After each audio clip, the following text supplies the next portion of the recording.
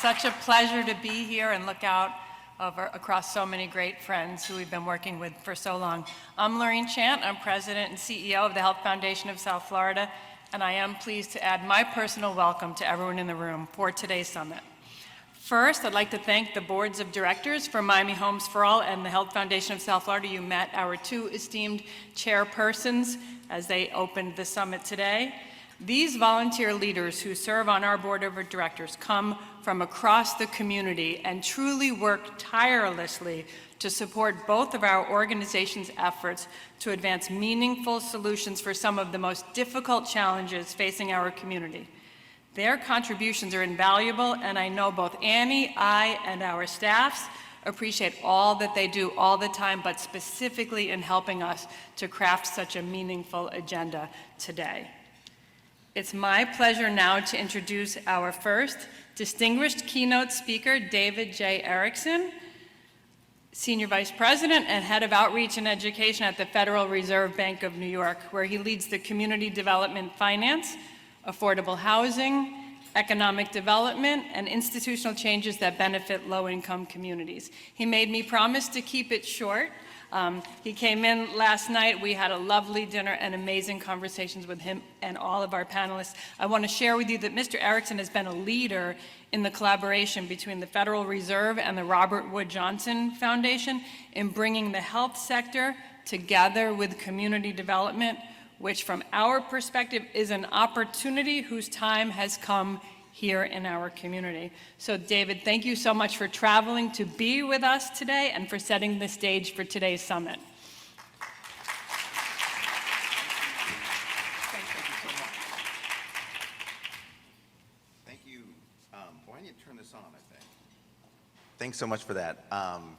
It's a real pleasure to be here back in Florida. And let's see, here's my talk. My grandfather was a Presbyterian minister. He had a church in Tampa, and so my mom and my aunt grew up here in Florida. He was the founding minister for the first Presbyterian Church of DeBary. And my mom went to Florida State, and my aunt went to the University of Florida. And I learned at a very young age that when that football game was on, you stayed away from the television because they were lovely ladies, but they got a little rowdy on that day. And I've had so many connections with South Florida. The Miami-Dade College is this, world famous institution. Catalyst, of course, is an organization I've had many touch points with. The Health Foundation of South Florida, I think, is a cutting edge institution in the U.S. And back in the day when Roderick King was on the board, my husband, who ran an organization called Build Healthy Places Network, Roderick and Doug and I were kind of attached at the hip. And so there are a lot of good memories here. And of course, I just want to give a quick shout out to Ana Castilla, who was a colleague of mine from way back at the Federal Reserve days when she was at the Atlanta Fed at the Miami branch here. And I appreciate that was those kind words about dinner, but everyone was kind of moving away from me at the table because I'm just so angry lately, and no one wants me. Do not invite me to any party because I'm just everybody's sort of frustrated with me because I'm just such a downer. And by the way, did I mention that these views are my own, and they do not represent the Federal Reserve Bank of New York or the Federal Reserve System. But the thing I'm down about is that we have so many smart people and so many resources trying to solve the problem, like housing people who are cost burdened or reducing the number of people living in poverty. And we're not really moving the needle in the way that I think we should. And so in the course of this conversation, I just want to talk to you a little bit about some thoughts that I have about how we might have a breakthrough, because I think we really need to think differently about the problem. And I'm really inspired in that effort by the observation from President Eisenhower, who said that whenever I encounter a complex problem that I can't solve, I try to make it bigger. And he says, by making it bigger, you start to see the outlines of a solution. And so that's really kind of the theme of this talk, is how we can kind of make this problem about health and housing a little bit bigger. and how we can bring in new partners, new ideas, and new resources to attack the root of the problem. This is, my kind of anger was sort of encapsulated by this one event that was just a couple months ago in New York City. It was Climate Week, and Kaiser Permanente was working with the World Economic Forum, the Davos folks, and they put together a really interesting event on climate and health. And I thought, this is great. I'm super excited about this topic. I think there's a lot of crossovers between those two sectors.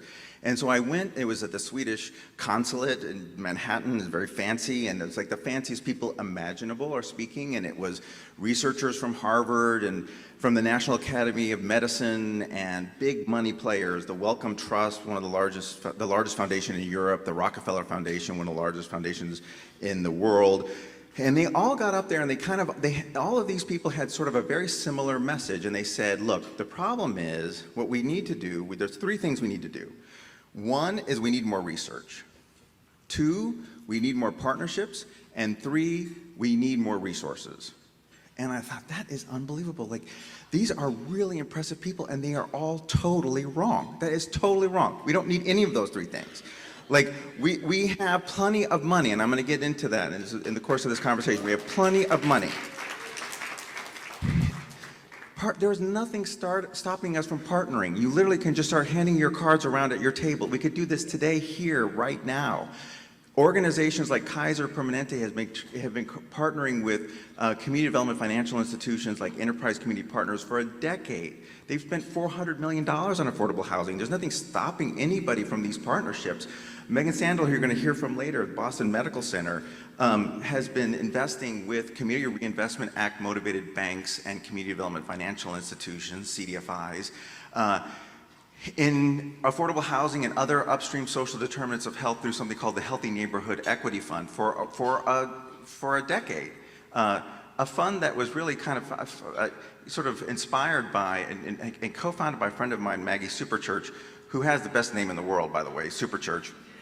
And I thought she was a hippie, but it turns out she's just Maggie Super married Bruce Church, so it's not that interesting, really.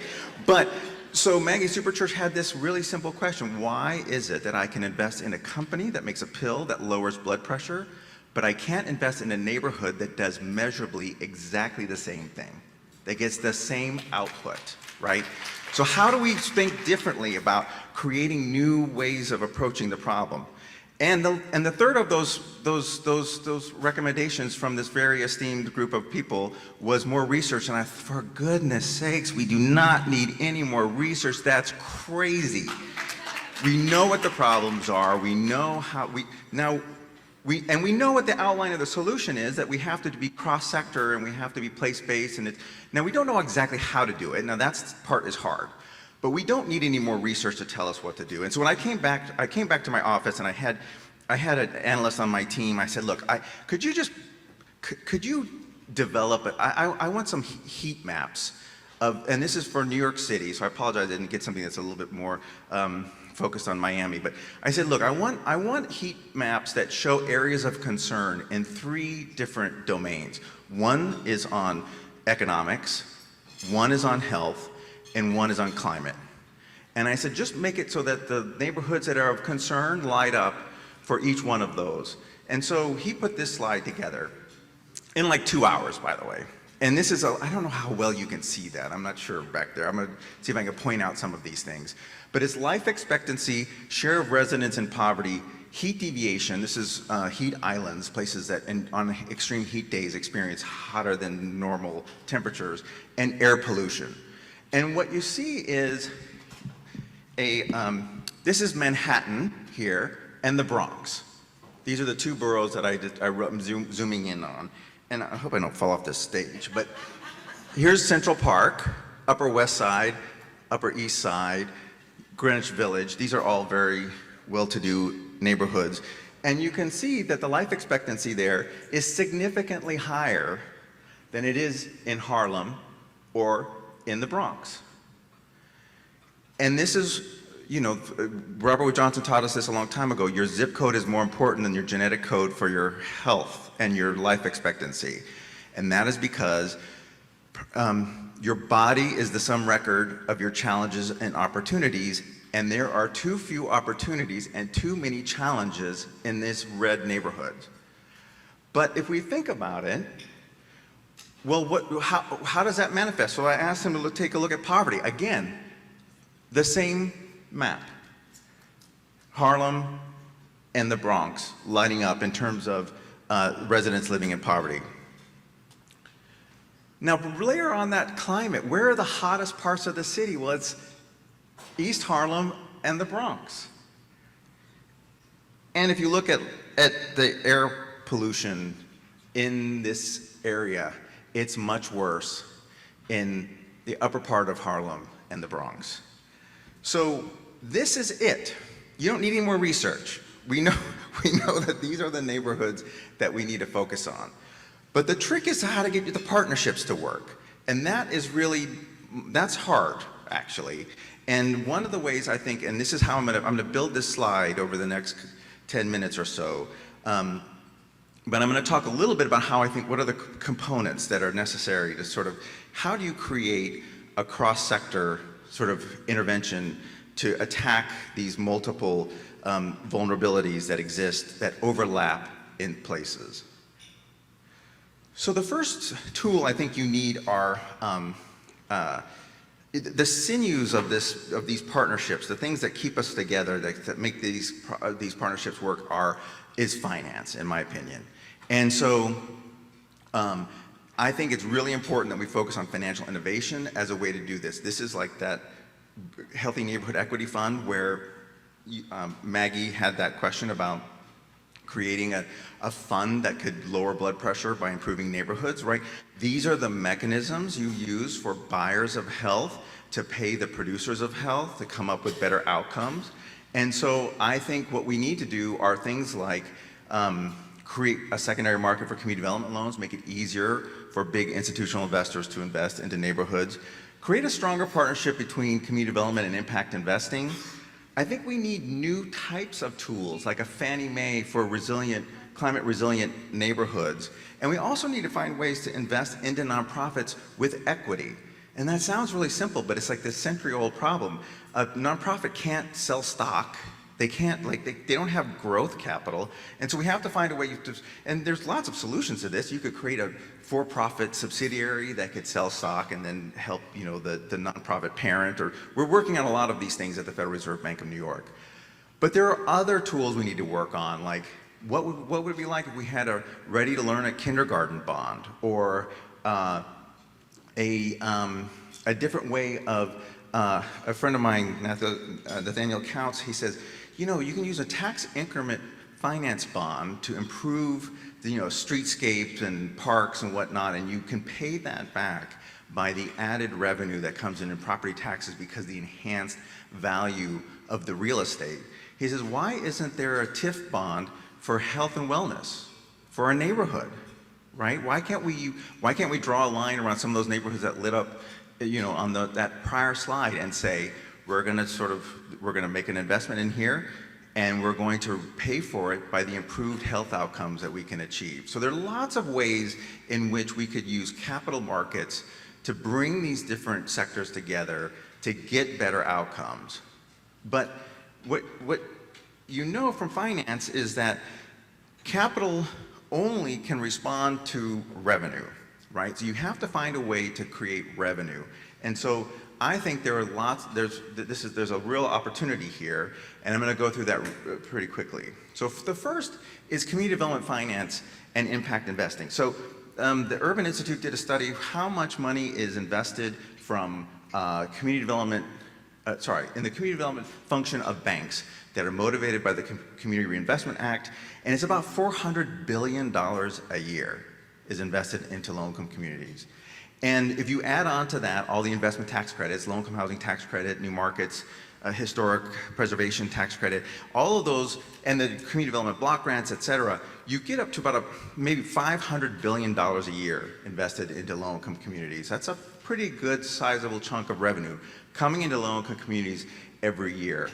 But what's frustrating about that is even though that's a fair amount of money, it only provides about one apartment let's see, 1 in 4 people who would qualify for a rent-restricted apartment, a subsidized apartment, can get one, right? So even with that amount of financing, it's not enough to meet the need. It's only meeting 1 in 4. Now, another partner in this might be impact investing. Now, the Global Impact Investing Initiative, GIN, as they like to call themselves, there's another group called Tonic, which is, I don't know, it's very funny, but they do it for, but anyway, GIN says that it's about $1 trillion of impact investing dollars is invested every year. That's a global number, but most of it's invested in the United States. And it's all designed to try to create a social or environmental outcome that's positive. And so that's another $500 billion revenue coming in towards these capital markets innovations.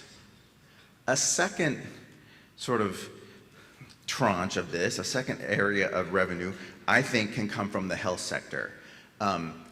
So last year, we spent $4.3 trillion on medical care. And I had to look these numbers up again this morning because they're just so crazy, like I can't even believe them. 90% of that was spent to treat chronic disease and mental health and substance abuse issues. 90%. Most chronic disease is avoidable if you go upstream and create more neighborhoods that are opportunity rich and have more and fewer obstacles for their residents, right? So if we could just peel off a small sliver of that, like $1 trillion, by the way, I have a PhD in US history, so I'm not a finance person, but $1 trillion is $1,000 billion. That's a lot of money. And so let's find ways in which we can sort of peel off, invest upstream in neighborhoods to reduce that $4.3 trillion number. Now, third area, and this is, we talk about climate, but one of the ways in which this area has gotten very interesting recently is through several laws that were passed and early in the Biden administration that are providing substantial amounts of investment into low-income communities. Now, it's the numbers can be measured differently, but about $500 billion is going to be invested into neighborhoods, into climate solutions, and 40% of that through a program called Just 40 has to be invested into low-income neighborhoods. So you've got this huge slug of money that's coming through the system that's trying to find its way into neighborhoods and trying to find ways, and you can start thinking about, like, I think about how a friend of mine, Donnell Baird, has a company called Block Power. He's from Brooklyn originally. He's doing a lot of work in the Bronx, where that area where all those red lights lit up, and he is decarbonizing apartment buildings. And he's paying for that in part with money from these new programs, but then he also is getting some money from Montefiore, the hospital system in the Bronx, for avoided asthma cases, because the number of asthma cases are really dropping precipitously as he improves these buildings.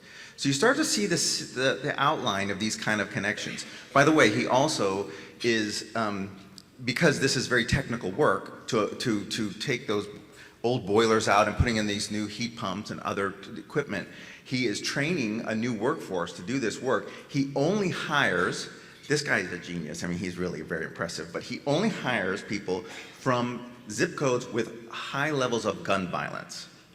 So he's just triple threat, right? He is providing middle-class jobs to people who have formerly been struggling. He is improving the housing stock in the Bronx, and he is improving health, at all three simultaneously. The last sort of source of revenue comes from our anti-poverty programs. So the University of Michigan has something called the Poverty Solution Center, and they've done analysis on this. Their estimate is that about $400 billion is spent on anti-poverty efforts each year. And that does not include the $800 billion we spent last year on Medicaid, Medicaid, sorry, I always get that wrong, which is the financing for low-income and disabled people for their medical care. $400 billion, if we could just switch some of that into some kind of outcomes-based financing, so that you pay for ready-to-learn at kindergarten, not Head Start slots, or you pay for permanently housed people rather than homeless shelter beds. There's ways in which you could start thinking about how all of these sort of income revenue streams could start working together to create the resources that are necessary. And my sort of back of the envelope, if you kind of look at the numbers, it's about $4 trillion a year we could be investing into low-income communities. Now, the other piece of this, of course, is that the community has to be involved in this. None of this works without their guidance and their ownership of it. And so we have to find ways, and this is not easy, because it's hard to know, like, who's the community, how are they going to be represented, and so what we need to do is find places. I think that one way to approach this is to find some places that have a little bit of momentum. Maybe they have a community development corporation that's been a long-standing trusted partner in that place, or they have really good local government that is kind of can represent that group to help sort of start negotiating. But what I really am suggesting is, to this group, is that you find some places in the Miami-Dade area where you can bring all of these different groups together with the community and start brainstorming the way Donnell Baird has done in terms of being able to tap into all of these different sources of financing and to attack multiple problems at once, and find a way that you can build that sort of a mechanism to finally bring the massive amount of resources that we have available to us, together with the new partnerships that come up with the new business models, to build affordable housing, but to build many other sort of needs that the community has in terms of small business development or community facilities, better schools, access to transportation, the things that we know create more opportunity-rich neighborhoods and can improve health, improve the local economy, and just have a much better outcome for everybody. I think I confused everybody with that. I don't know if that did that land? Did that sort of? Okay, right. I am a little ahead of schedule, but I wonder if I had a couple questions from the group, and I know you'd have to yell because there's no microphones out there. Oh, there are. Okay. And I see some runners with microphones. Just raise your hand. There's a hand here, and. Oh, I can speak loudly. Okay, okay, I can hear you. I was wondering if Fannie Mae, Freddie Mac could provide lower interest loans to affordable housing projects. Specifically, I'm thinking of 4% tax credit finance projects, which don't get the equity impact that 9% projects get. Yeah. I see a great potential to do a lot more, but the problem is we can't afford the financing. So if somebody could come up with a plan and provide financing at 2% interest rate rather than 5 or 6, it would make a huge difference, and would love to see something like that come to fruition. I think it's a great idea, and I know the European Central Bank they'll buy green bonds and things like that, so they do subsidize in some respects, not subsidize, but they sort of, they have been creating markets in the green finance space. I think Fannie Mae and Freddie Mac could do that as well. I think part of the trick here too is to sort of internalize externalities. So 40% of greenhouse gases in this country are generated from buildings, right? So if you were to start making the case that we could sort of make a big dent into that sort of that number through the housing stock, and you could talk to Fannie and Freddie about this issue, I think you could start making the case that we could use some of the climate financing to help drive down the interest rate to something that along the lines that you just described. I think that's a great idea. I see somebody standing in the back here. Sorry. Good morning. My name is Roger Carlier. I'm with the Board of Realtors, and I'm an ambassador with the Board of Realtors, and also a member of the major investors group of the association. I mean, what you just presented, would definitely seem like, an idea that we've never seen before. Of course, what would you say would be the proper way to get the federal government, because you've listed there some items, and we're dealing with the federal government, the state government, and local government. What would you say would be, and also private entities, what would be what would you suggest would be the first approach to begin such an incredibly impacting effort? Where would one begin with the process? Yeah, that's a great question, and I think the trick is to start locally. And what I would do, like, I sometimes fantasize about being rich someday, and if I were to, what I would do, this is my business idea to make $1 trillion, would be to create a reinsurance company that bought the downstream medical care cost risk for a community, and then I would just manage the hell out of the upstream determinants, and I'm sure I would make a fortune. But that thinking, I think, is really important. Find a neighborhood, find a place where you can bring the players together and start building it from the bottom up. Because we can't wait for the federal government's it doesn't have the ability to, there's no program coming that's gonna do all of these things. We have to build it at the local level. And I think we have the tools we need. We have the partners we need, we have the money we need. How these pieces fit together is hard. I mean, I'll totally give you that. I mean, I wrote a book that just got published this year called The Fifth Freedom: Guaranteeing an Opportunity-Rich Childhood for All. I don't make any money off that book, which is why I feel okay shamelessly plugging it here.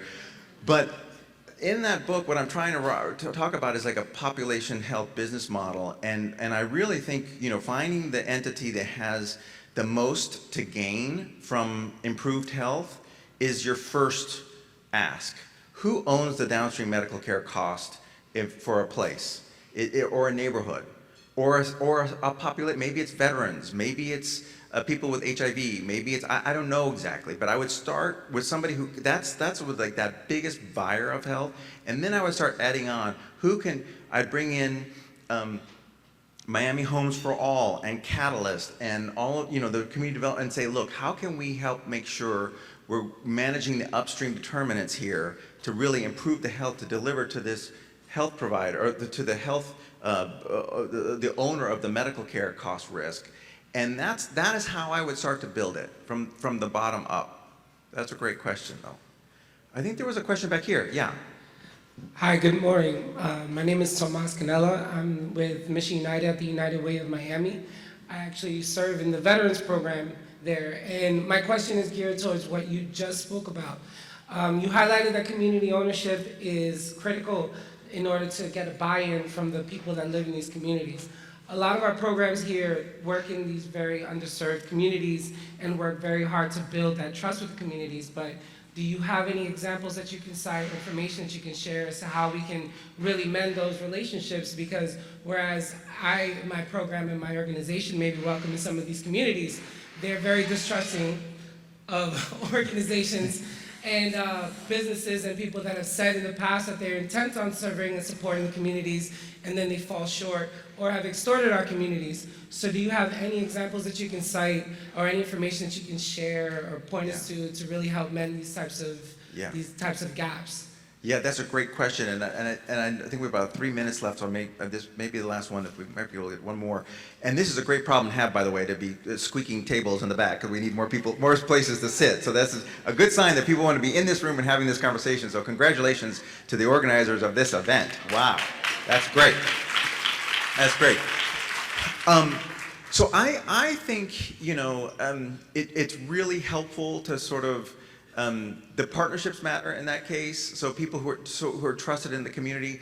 A model that I'm very fond of is the purpose-built community model, where they have something they call a community quarterback who helps kind of coordinate trusted entities within a neighborhood and tries to be this sort of advocate for the neighborhood, but also that curates the conversation among the different partners so that you can start building the trust, because these places have been promised things over and over again and been disappointed over and over again, and they're exhausted and they're distrustful for good reason. And so, I am getting the times up. Yeah, it says 2 more minutes here. No, okay, all right. I just got the look. There's no second guessing the look. But that would be my approach, is to sort of find somebody who can help kind of hold the conversation, that can curate the conversation. I think the Health Foundation of South Florida does a good job of this. I think the Federal Reserve does a good job of this. They could be your partner. I always say that like the community development function of the Federal Reserve is very effective because we have no money and no power. And that just means we're kind of an honest broker for bringing people together. So I would reach out to the Miami branch of the Atlanta Fed and maybe have them do some convening, and I'd be happy to put you in touch with them. So thank you all very much. I really appreciate the time today, and look forward to the rest of the conference.